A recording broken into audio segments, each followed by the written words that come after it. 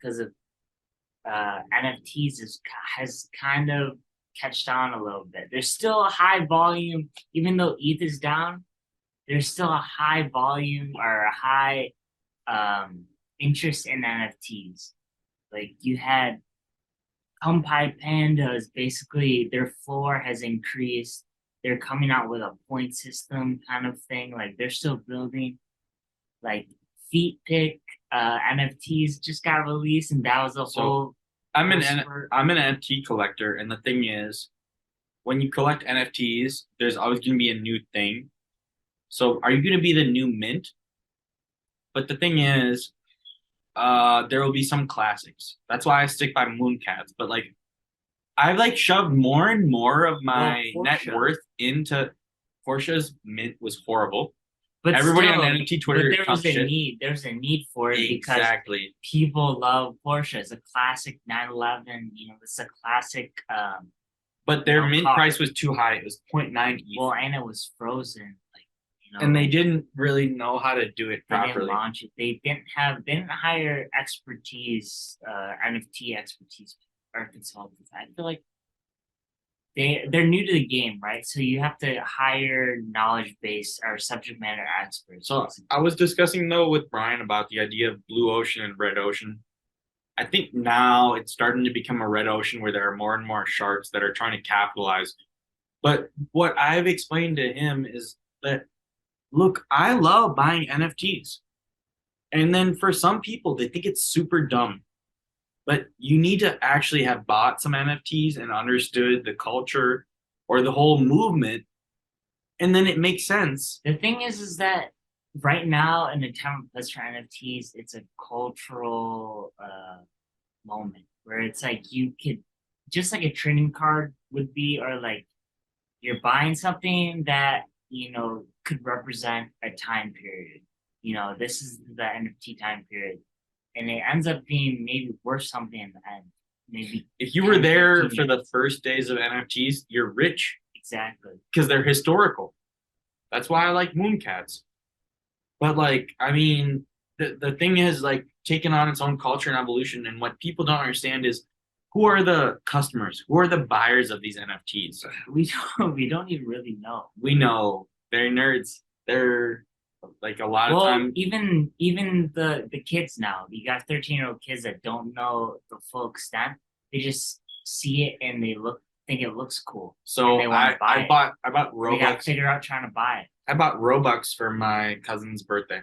Yeah, it's just like Minecraft where it's it was or Roblox, Minecraft. Yeah. NFTs, why not? It's just logical. And they'll figure out how to buy it, and then they'll learn themselves about the market and what they can do with it. So it's just like that kid, like back when the NFT craze, he created his own collection. He was like 11 years old. Like this would trigger, cultural movement inspiring the younger generation. So CryptoPunks was the first NFT project that was generative, and then everyone copied them. But if you have a CryptoPunk, and then if you bought the CryptoPunk before NFTs were a thing, and I knew about them a long time back, and I'm like kicking myself. 0.5. All you needed to do was just swap some ETH to get a CryptoPunk or a Bored Ape. I remember when Bored Apes were below 1 ETH. I remember when there were 2. And we had our buddy in our Cryptosparta chat saying that he had a gold honorary one. And he was proud that he sold it for 2.2. And then now they just like went up to that was lifetime. 400. That was the retirement. Yeah. But that's why you buy 3 NFTs. You buy the one that you hold forever.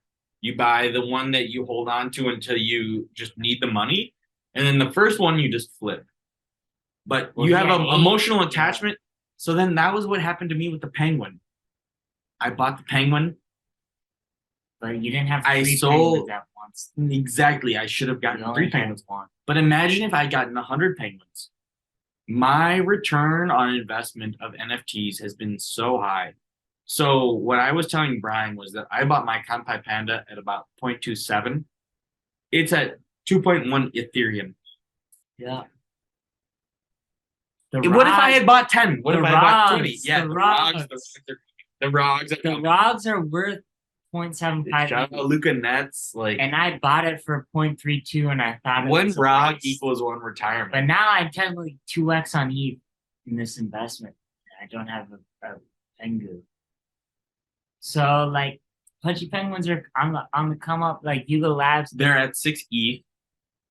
So when ETH was down, the thing is, this is like the weird way, and I don't want to get too personal, but the thing is, the ETH value we had the same ETH, as we dollar had value ETH now? that raised up, raised down. So Oh. when did you buy the ETH?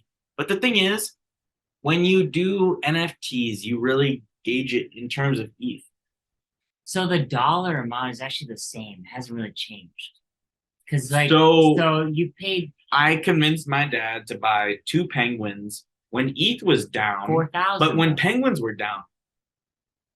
No, we got the ETH penguins was 3,000? No, we get the penguins underneath 2 ETH. Yeah, but ETH was at like 2,000, 3,000. No, it was in the dumpster. Oh. And then he was almost thinking like 800, like should get more ETH. Yeah. And then that's the whole thing was I was like, whenever I buy ETH, I like fucking spend it. Yeah, you use it. Because it's just a middleman. Yeah. And then ETH goes up, but it's tipped down, but it's hard.